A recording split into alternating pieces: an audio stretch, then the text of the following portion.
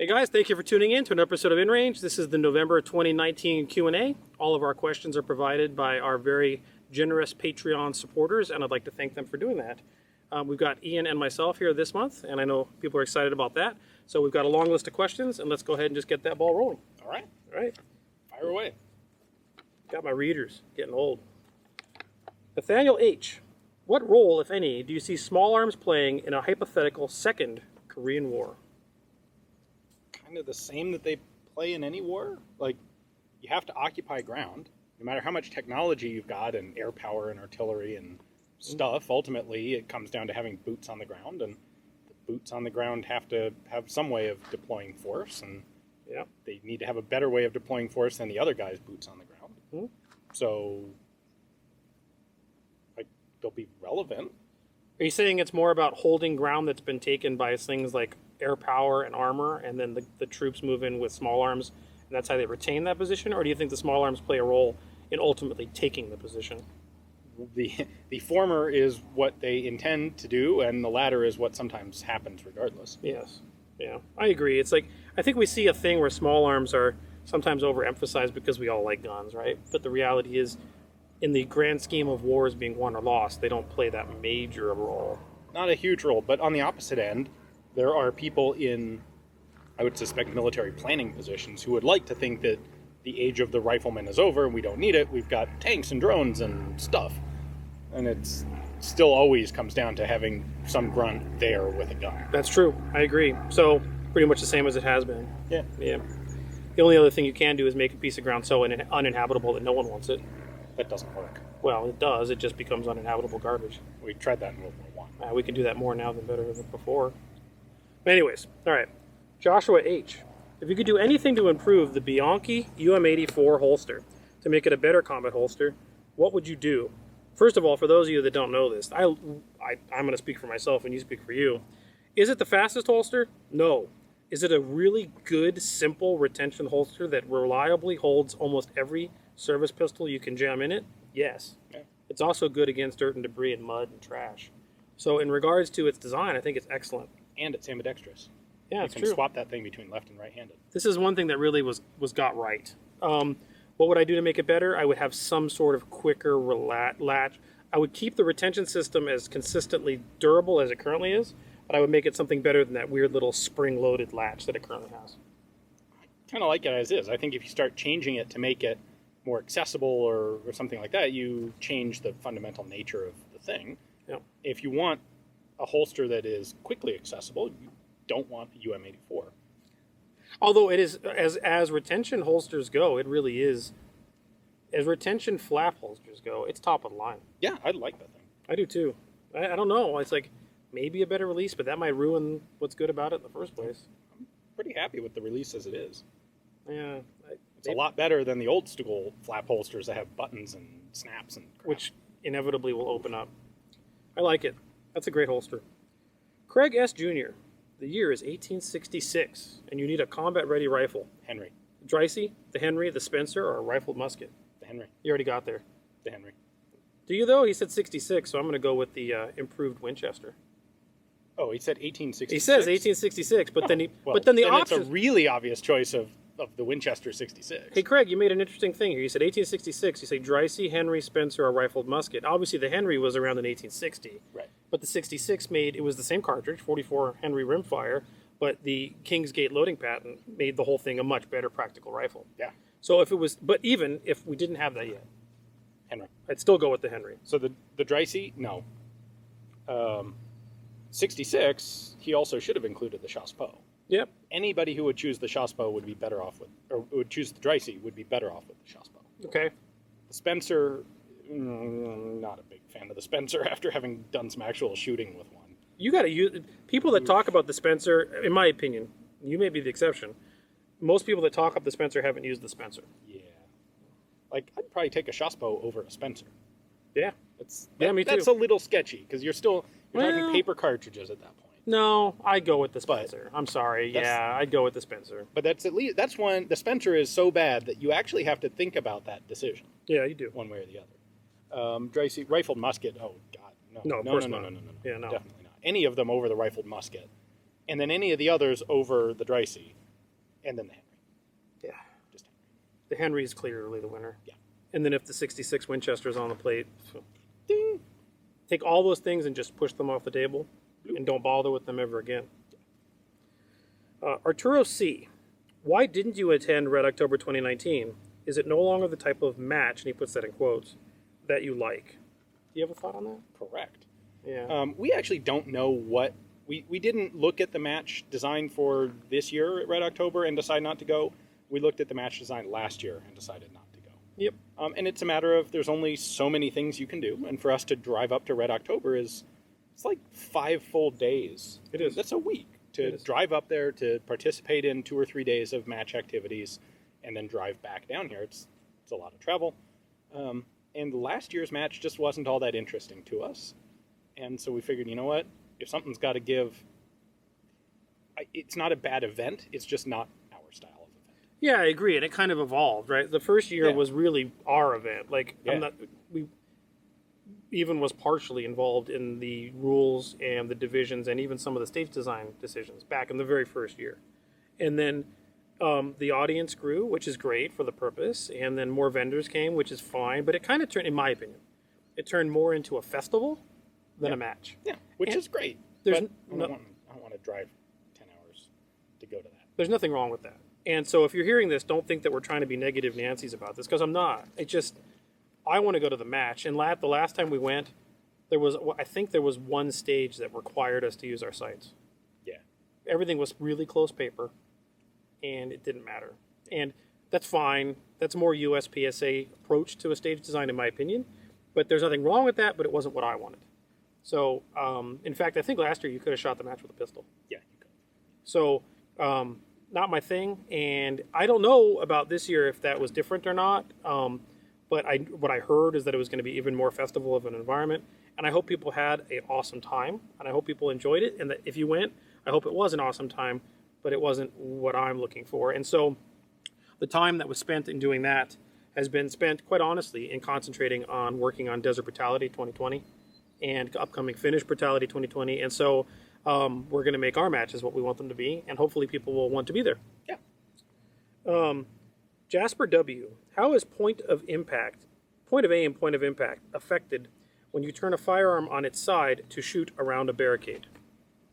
It changes. Yep. You can probably explain in better detail than I can exactly how. Well, so, I mean, the simple way to put this is that, like, for example, when you're turning the gun direction, if you're turning your firearm onto its left side, you aim at the right side of the target. And if you're turning the firearm on its right side, you aim at the left side of the target. That's, what it does is, of course, ballistic drop, ballistic coefficient, gravity, and drag still apply the same way. Whether the gun's upright or on its side, the bullet's still going to drop the same way. So if you're talking range, that's a whole nother thing. But when you're talking like at a 2-gun event where the target's 50 yards away, we're not worried about drop, but we are worried about how we zeroed the gun. So when you turn it on its side, you just aim you favor the side to which you're turning it on. Does that make sense? Yep. That's it. Pretty simple. London Jolly. What's the firearm that stands out in your mind as being much worse than everyone seems to say? If I were to throw my hat in, it would be the G3, despite my want for an A3 clone. Do you have anything in your mind that everyone thinks is rad, but really isn't? Well, Spencer. We just mentioned the Spencer. I would disagree with the G3. I understand why. People talk it up a lot. I think it deserves a lot of that. I've come around a lot on the G3. Okay. One that's way worse than most people think it is. A lot of modern stuff. Okay. Like some of the commercial semi-auto shotguns that are not Saigas or Vepers. You know what's funny when it comes to my mind on this one? And it's not, this is the problem. The G3 is a good rifle for what its intended purpose was. It's not a speed rifle. The ergonomics are problematic.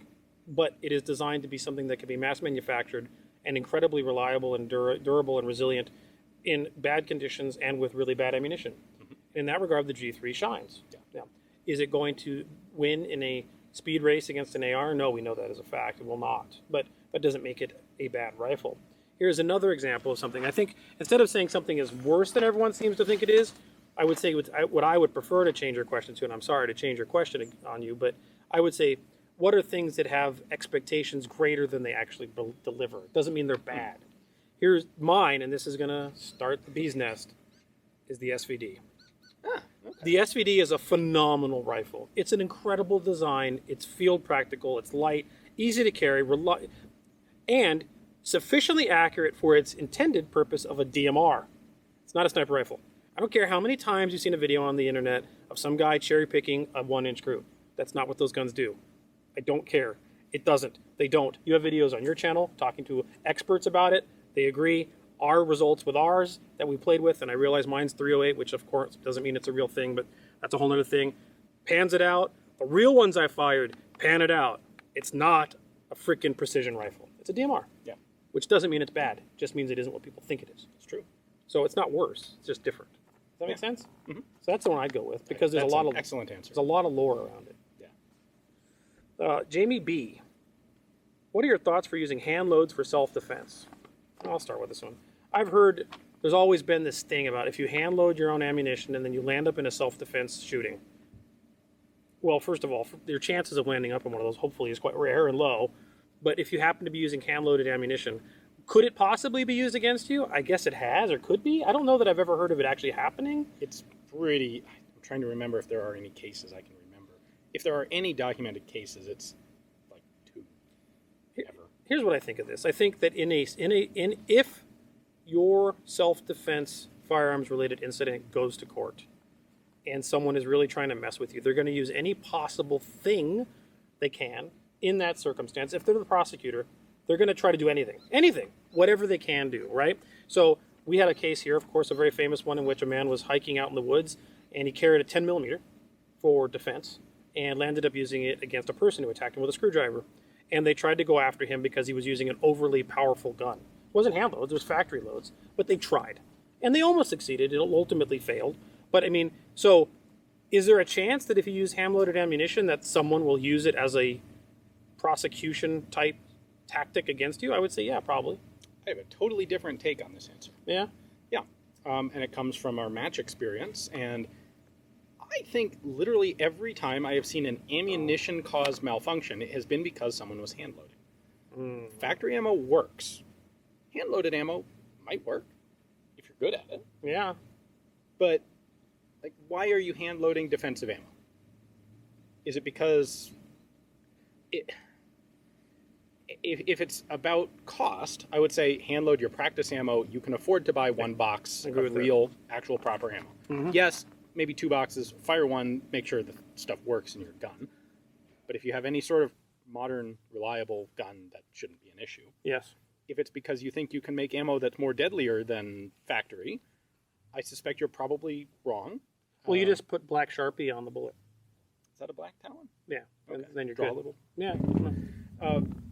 Ammo companies have put a lot of effort into making ammo that expands reliably and dependably. Mm-hmm.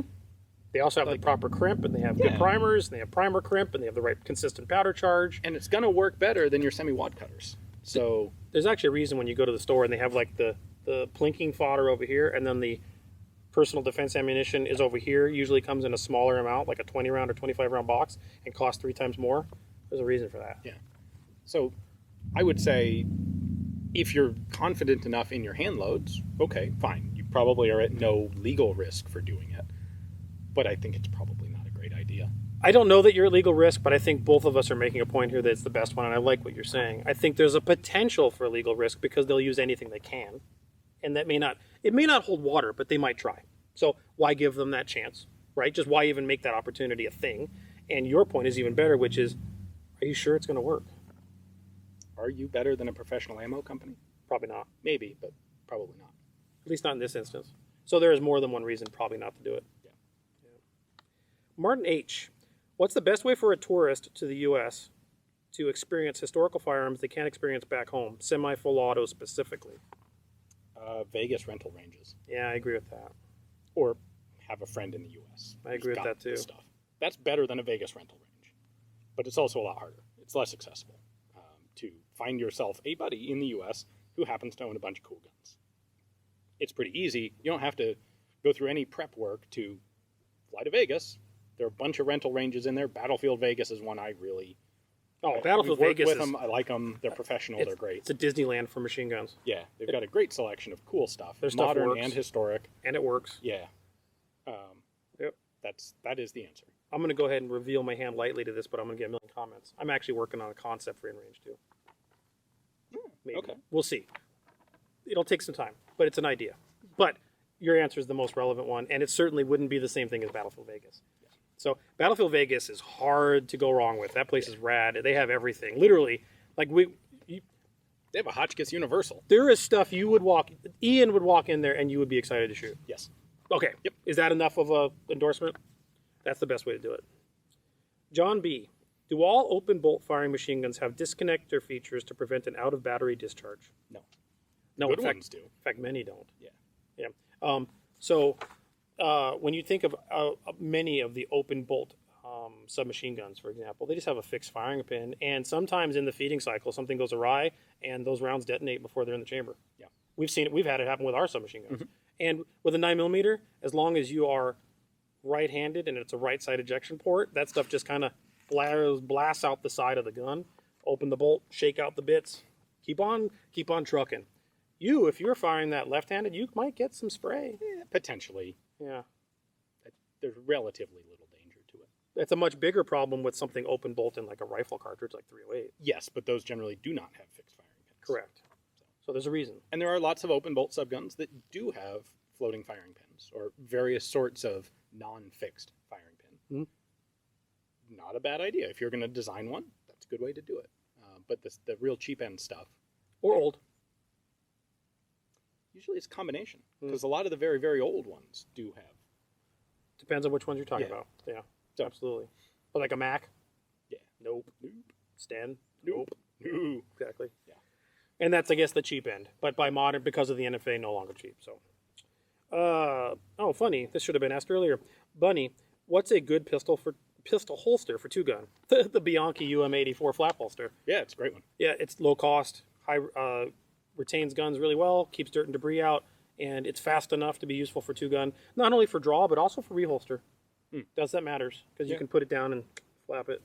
I do have one complaint with it. Okay. It will not hold a gun with a red dot. No, that's a good point. Obviously, it wasn't designed to, but that's the only time that I would not use it myself. If you're going red dot, this is going to sound like an endorsement, but it isn't. They have provided, but we have experience with it.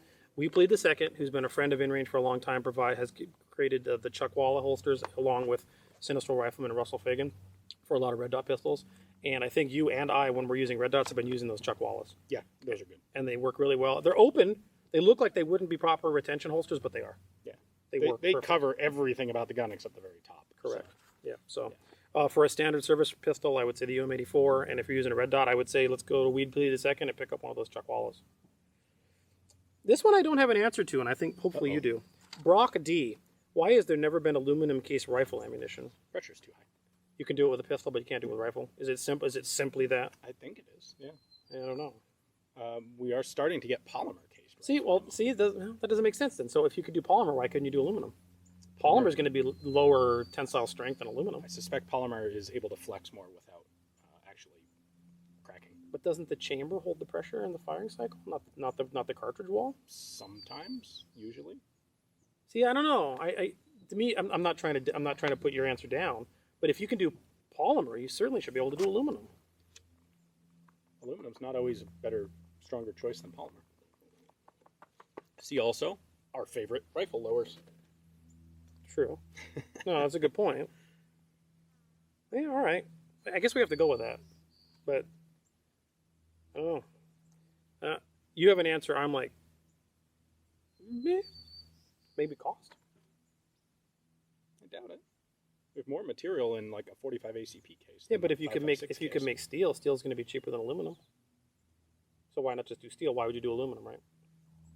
Steel case ammunition's a thing. Well, presumably lighter. You lose. I don't know. Yeah. I'm pretty sure it's pressure. Okay. This one's interesting. I don't know if this is a misspelling or not. Russeh. Instead of an L, it's an H. If that's your name, all right, Russeh. What kind of stages, targets, things would you add to 2G ACM if you had no money, range, or time limitations? A lot of these are easy. More vehicles, moving vehicles, armored vehicles. Those are easy ones. Moving targets. Moving targets. I would absolutely like robotic targets, ones that reset. especially ones that require inconsistent response. So, like, this is one of the things that's always a problem in matches, is that there are some training scars, potentially, unless you're good at stage design, in which that target requires 2 hits to neutralize. I'd love to have irregular response targets. Now people go, well, that's unfair. Yes, it is. We considered fair and decided against it, right? But it would be neat to have targets that might take 1, might take 5. And I think that would make a much different environment. Yeah. Those targets exist, but man, they're expensive. Yeah. As well as runners. The problem is runners have to be consistent. You can't sit there with a remote control car. Yeah. Like, it has to be something that works the same. Yeah. That would be great. But those are the things that come to my mind immediately. Yeah. That said, we have some really rad stuff coming for Desert Brutality. So, not tanks, but still, we had a tank. Well, we had an armored personnel carrier, a BMP, at Finnish Brutality. Colton B. Carl has talked about using ballistol to neutralize the effects of corrosive primers, and I've tried this, but despite copious amounts,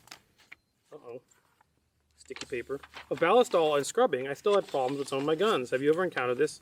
And if so, what do you do? Well, honestly, there probably should be a video about ballistol in general, and that's something I meant to do and just haven't. Ballistol in and of itself is not solely what you want to do for dealing with corrosive salts or black powder residue, etc. You mix ballistol in either a ratio of 1 to 2/3 or half and half with water. It then emulsifies and becomes something that in the cowboy circles we called moose milk. It literally looks like milk. Water is actually what removes the corrosive salts. Water, you can clean corrosive salts and black powder, corrosivity, whatever. The corrosive salts that are exposed by either primer or black powder, you can just clean with just water. Just water. That's what I do with corrosive surplus ammo. I use water. You don't need any.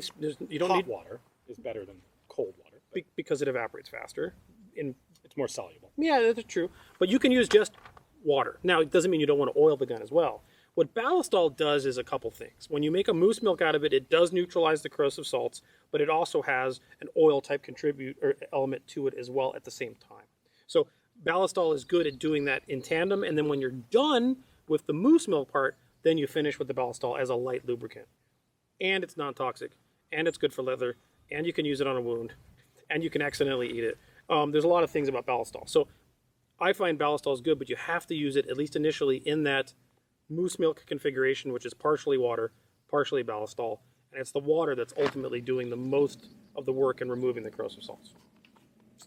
That would be a good video, actually. It would be. Yeah. Alex, what in your opinion is the most important misconception about firearms that you to fix? I don't know that I can answer that. Like, from whom? In what? Can you think of any important misconception that needs to fix? That they are either unabashedly an evil upon society, or that they are a fix-all for all problems. I had the same. That's the same answer. It's like, right, both misconceptions, right? One group thinks that these are the things that cause all the problems, and another group thinks these are the things that solve all the problems. Yeah. They're both the same coin of the same misconception. Yeah. They're just a thing. Like, problems come from somewhere else, but the things don't cause them inherently by themselves, nor do things fix them in and of themselves. The idea of a magic talisman that you put in your waistband that now prevents all evil from ever coming your way is ridiculous. And the idea that someone has an AR-15 that causes all evil to come your way is ridiculous. I think we're on the same page. Yeah. Josh M. Have I made a grave mistake by joining the Discord Secret Santa? Probably. No, I don't think so.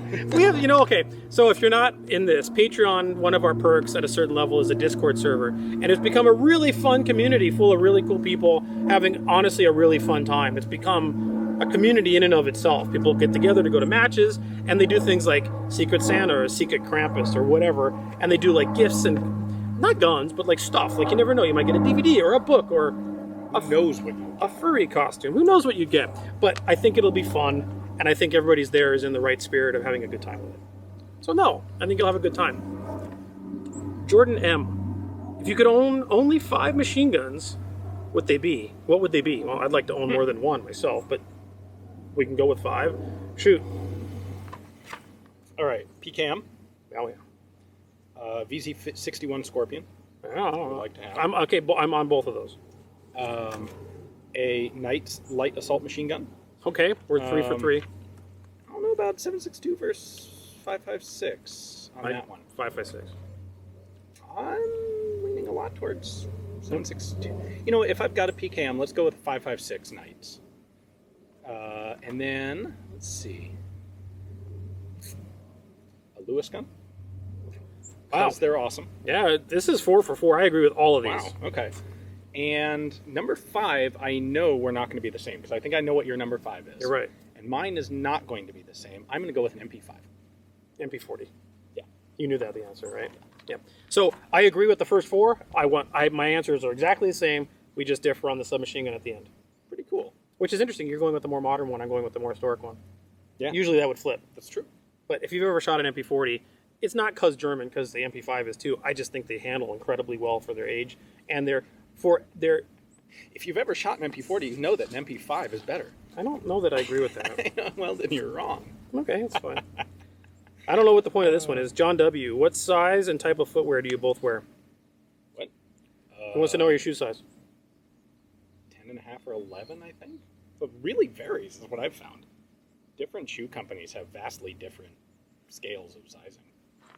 That's weird, because I'm 10.5 and 11 too. These are French Army boots, actually. Well, those are going to be some Shockingly. weird European number 77 or something. And they don't have a tag that I can easily see, so... We're both the same then, because mine are 10.5 and 11. So usually 10.5 wide or standard 11. Let's go. I have some running shoes and I have some boots. That's typically what I wear. Let's go 10.5. Both of us. I don't know what that means. Maybe we're getting like armored tank boots or something. That'd be cool. PHILLIP W.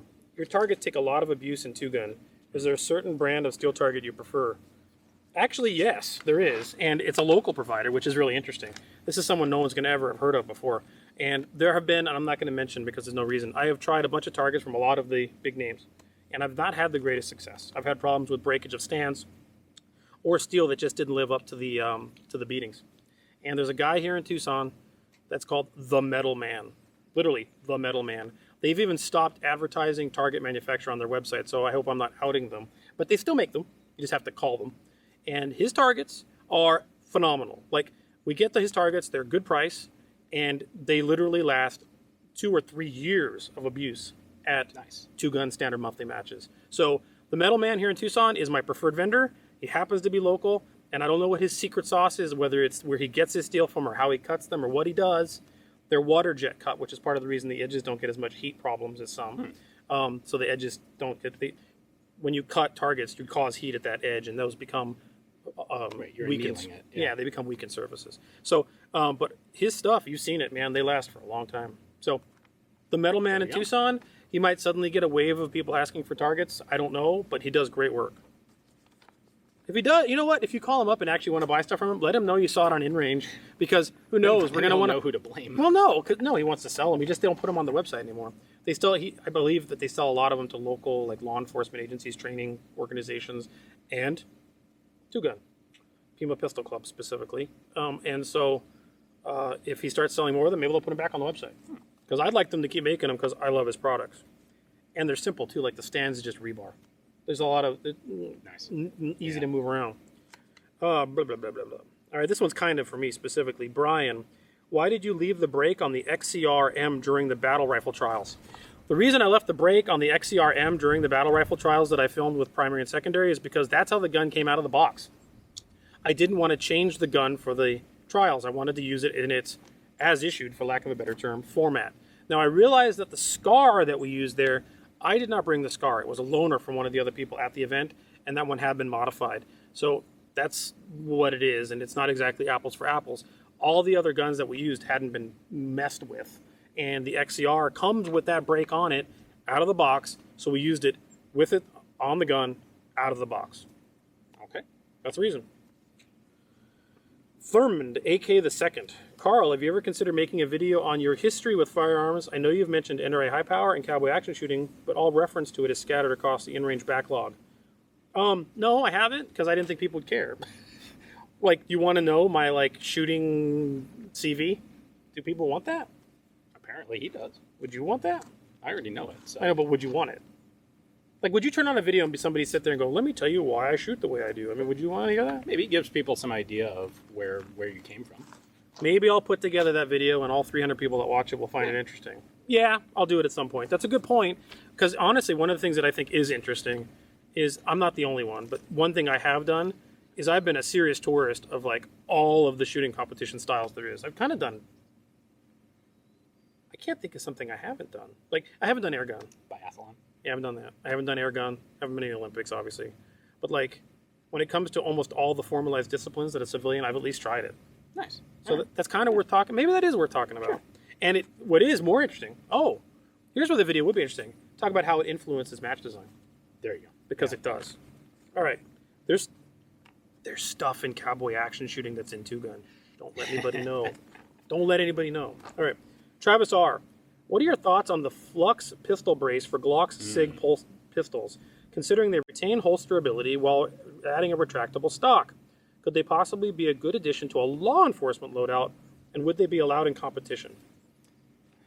I feel bad about the Flux brace because I think it has some potential to it. It's an interesting idea. The problem is I think it is not going to be a legally accepted thing. Eventually, when ATF comes down on final rulings over this stuff, I think the problem is the Flux brace is not going to be considered, it will be considered a stock. And the reason is it's not a two-handed gun. Oh, yeah. The Glock is designed to be fired one-handed. And the justification, flimsy as it may be, for pistol braces has been an AR or an AK pistol is a very heavy thing, and it's hard to shoot it with one hand. And therefore the brace, especially if you're a person the brace was intended for with a disability or something. The problem is traditional actual pistols don't really quite follow that same, they don't fit the same way. Agreed. So we've tinkered with them. I'm a little torn on these. Like, I like the concept, not just of the Flux, but of all of the sort of deployable pistol stocks. I agree. But I always have a hard time coming up with an actual practical justification for them. Well, I would say, I don't know, but I would answer this slightly more nuanced than you. I think the legal issue is a legal issue, and it's a concern. It's legitimately a concern. And it makes me, I'd love to do more with them, but it makes me concerned. Yeah. Like, it just does. That said, the practical application of it, I think there actually is one. And I think having that on a cop's gun may not be the worst thing in the world. Might not be the worst. My concern, like, it's a bit short. I don't know. Yeah, but it's better than nothing. Is it, though? How much time do you spend fiddling trying to get a good cheek weld? But that thing is chunk, and it's like, I don't know. Maybe. Here's the thing. This is where the NFA is really not doing us a service, because stocked pistols are one of the things that has been most demonized in NFA land, right? I mean, even a freaking broom handle Mauser, it's like, this is stupid. And I think a lot of us have come to most of the people watching this realize that short barrel rifle thing is stupid in general. Yeah. Europe doesn't even play that game for the most part, right? It's like, huh? Yeah. Who cares? And that's one of those dumb things. And stocked pistols have been a severe casualty as a result of that. And I think stock pistols really are a thing that have practical use, and we're caught in a limbo where we can't really do much to prove that out. I don't disagree at all on the legal side. My question, though, comes from, like, stock pistols fell out of favor, and it's not because of NFA. Well, you stop seeing them used in military applications for exactly. one. Yeah. And that's not an NFA thing. That's military trending. Like, people realize, it turns out this holster stock deal just doesn't really do a whole lot for us. Now, you do see some things like the Scorpion. As I just said, I like the Scorpion. But the Scorpion stock is actually kind of long enough to be a usable stock. And the Scorpion is way bigger than a service pistol. Yep. So it's this weird interim area between pistols and submachine guns. I guess a cop, for the most part, doesn't find themselves with their pistol saying, oh man, I should have had a rifle. If they know they're going to something, they need a rifle, they just get their rifle. Kinda, yeah. Right? So that's this weird thing where it's not a rifle, plane's flying. It's not a rifle, it's an airplane. Right over us. Goodbye. This happens constantly. Anyway, yeah.